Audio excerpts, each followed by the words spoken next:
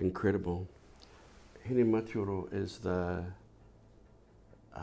Taonga of greatest antiquity for Te Aitanga-a-Hauiti and Uawa, dare I say, Te Rāwhiti.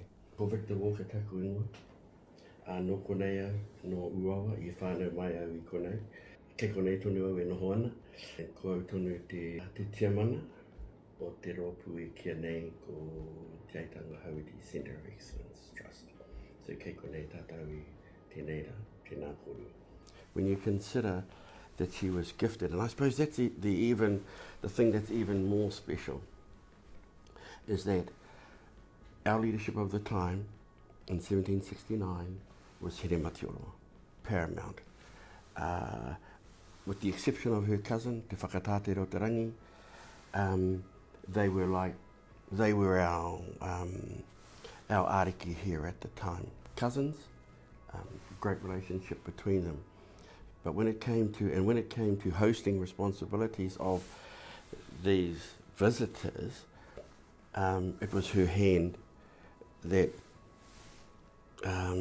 gave them protection. Not only gave them protection, but Uawa was a sanctuary for them for the 6 days that they were here.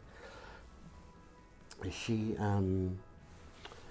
sanctioned the collection of all the 120 odd specimens of plants from here, some of which they had never seen before, and was directly responsible for hosting Tupaia, so that he was afforded all the luxuries of the ariki that he was and the great navigator that he was.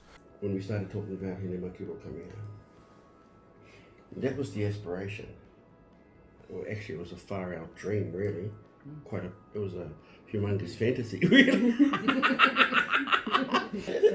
Please come home, darling. I don't know how you're going to get home, but all of that sort of thing. So once you start stacking up who your stakeholders are, and the fact that Trust Te Rāwhiti is there, and Gavin's in the photo smiling away there, and Ordene's in there as well, and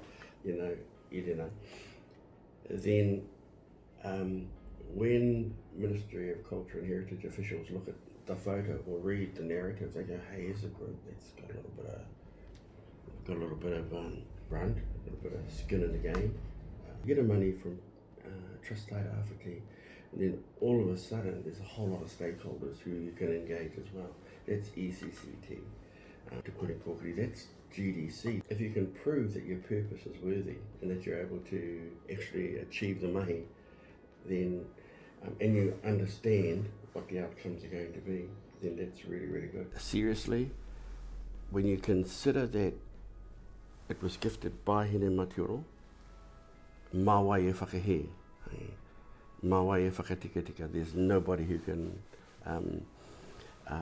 be concerned about that. At the same time, it was her taonga, the plants, the hosting of Tupaia, and which meant that it was quite they spent quite a happy time here.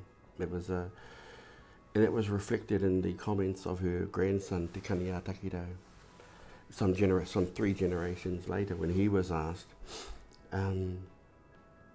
did you hear anything what do you know about the endeavour when it arrived here at that particular time? And he said that it was a great visit.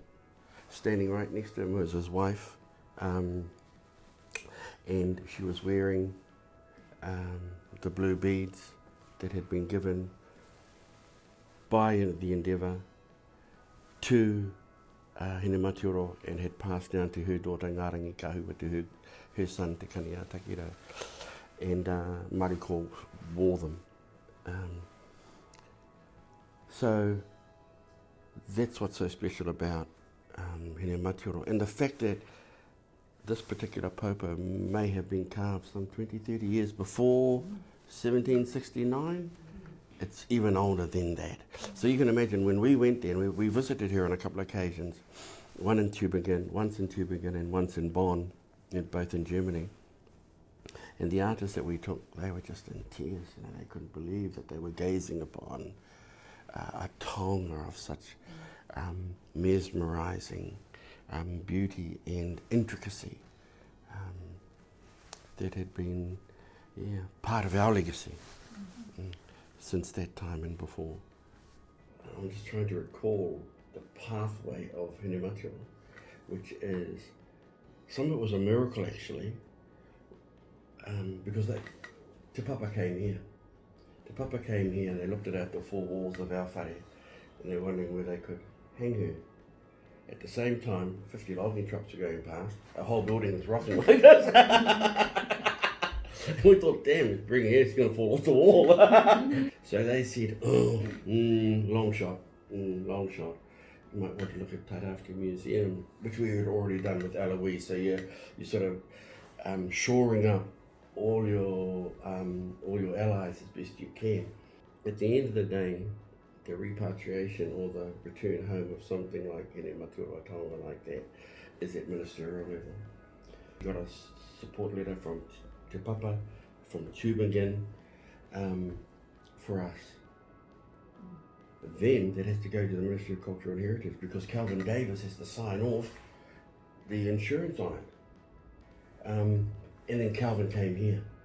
Calvin came here to look at where this Pourewa was going to be as part of that whole 2-year 250 thing. There was the opportunity to talk to him about Hinematioro Cal. So you get a letter from Calvin Davis supporting it and saying the government will indemnify this Taonga at that $6 million level. All we had to do then was to get enough funds for her to come over into Eloise, who again went to Trust Taitanga-a-Hauiti as part of that to Whaihanga package. And together we were able to do that. So that's how the miracle came to be.